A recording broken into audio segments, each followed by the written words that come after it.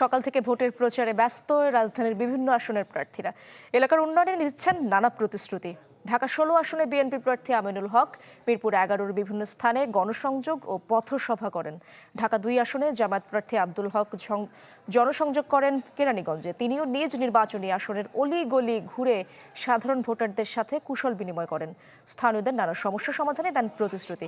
এ সময় আচরণবিধি লঙ্ঘনের অভিযোগ করেন তার প্রতিপক্ষের বিরুদ্ধে।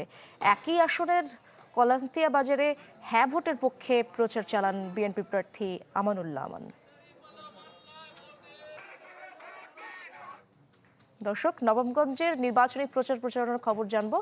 আহমেদ সোহাগ আমার সাথে যুক্ত হচ্ছেন।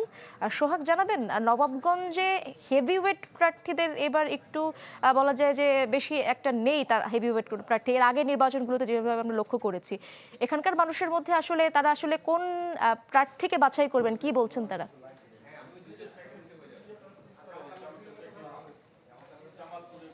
হ্যাঁ ইসরাত, আগের নির্বাচনগুলোতে আসলে হেভি ওয়েট এই বিষয়টা নিয়ে এখানে আলোচনা হতে পারে না, কারণ আগের নির্বাচনগুলোই অনেকটা প্রশ্নবিদ্ধ নির্বাচন ছিল। আমরা আসলে এখানকার যে আজকে সারাদিনের যে বিএনপি দলীয় যে প্রার্থী খন্দকার আবু আশফাক, তিনি আমাদের সাথে আছেন। আমরা তার সাথে একটু কথা বলার চেষ্টা করব। এই নির্বাচনে এখনো পর্যন্ত নির্বাচনের লেভেল প্লেইং ফিল্ড কেমন দেখছেন আপনি, পাশাপাশি হচ্ছে এলাকার প্রধান সমস্যা কি, এবং আপনি ভোটারদেরকে কি ধরনের আশ্বাস দিচ্ছেন?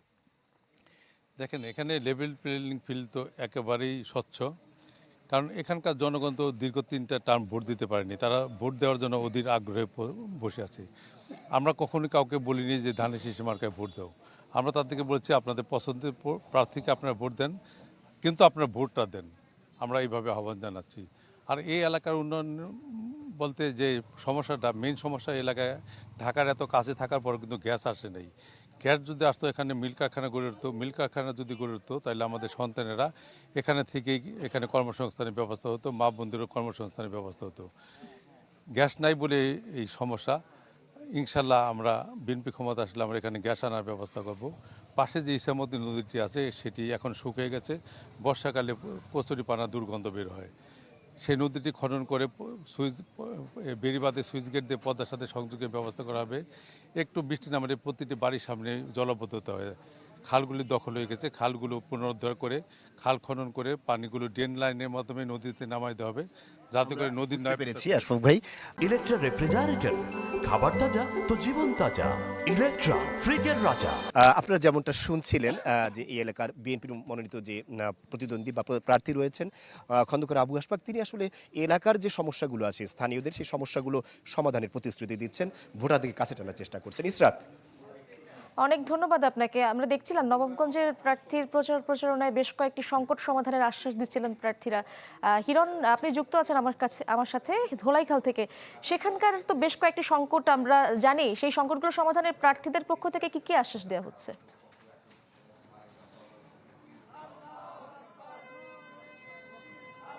দেখুন ইসরাত, আমি এখন রয়েছি ধোলাইখালে, অর্থাৎ ঢাকা 6 আসন, এবং এই 6 আসনে দুজন হ্যাভিওয়েট প্রার্থী রয়েছেন, এবং তাদের মধ্যে ইশাক হোসেন এবং জামায়াত ইসলাম বাংলাদেশের আসলে আব্দুল মান্নান। তিনি কিন্তু আমরা এখন আব্দুল মান্নানের যে জনসংযোগ সেখানে রয়েছে, এবং তিনি দেখতে পাচ্ছেন সাধারণ মানুষের সাথে কথা বলছেন, এবং এখানে যারা ধোলাইখালে যে দোকানগুলো রয়েছে সেই দোকানগুলো যেই লোকজন রয়েছেন তাদের সাথে আসলে কথা বলছেন দোকান মালিকের সাথে। আমরা একটু কথা বলতে চাই আপনার সাথে। আপনি সাধারণ মানুষের সাথে কথা বলছেন, তাদের সমস্যা নিয়ে কথা বলছেন। কি কি সমস্যা আপনি এখানে এসে দেখলেন এবং সমাধানে আসলে কি করবেন? দেখেন, একটু আগে আমি একটা জানাজা পড়ে আসলাম দক্ষিণ মহাসিন্দি। এই এলাকায় হাঁটার সময়ই আপনারা দেখছেন যে এই শীতের সময়ও সোয়ারেজ লাইনের পানি উপরে চলে আসছে। সোয়ারেজ লাইনের সমস্যা আছে, তারপরে আপনার জলাবদ্ধতা আছে, এখানে জ্যাম আছে, এখানে চাঁদাবাজি আছে, দখলবাজি আছে, মাস্তানি আছে, এবং এখানে মাদকের ভয়াবহতা আছে। এক কথায় আমরা এই পুরান ঢাকার লোকেরা দীর্ঘদিন বিভিন্ন দলকে পেয়েছি, কিন্তু আমরা উন্নয়ন পাই নাই। কারণ উন্নয়ন না হওয়ার মূল কারণই হচ্ছে তারা বিভিন্ন ব্যবসায়ী এরিয়া থেকে, ফুটপাত এবং ব্যবসা প্রতিষ্ঠান থেকে চাঁদাবাজিতে ব্যস্ত ছিল।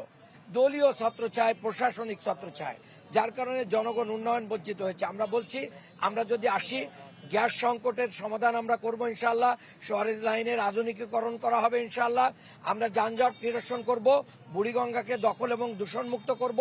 কোনো প্রকার সন্ত্রাস, চাঁদাবাজি এবং মাদকের স্থান ঢাকা 6 থাকবে না ইনশাআল্লাহ।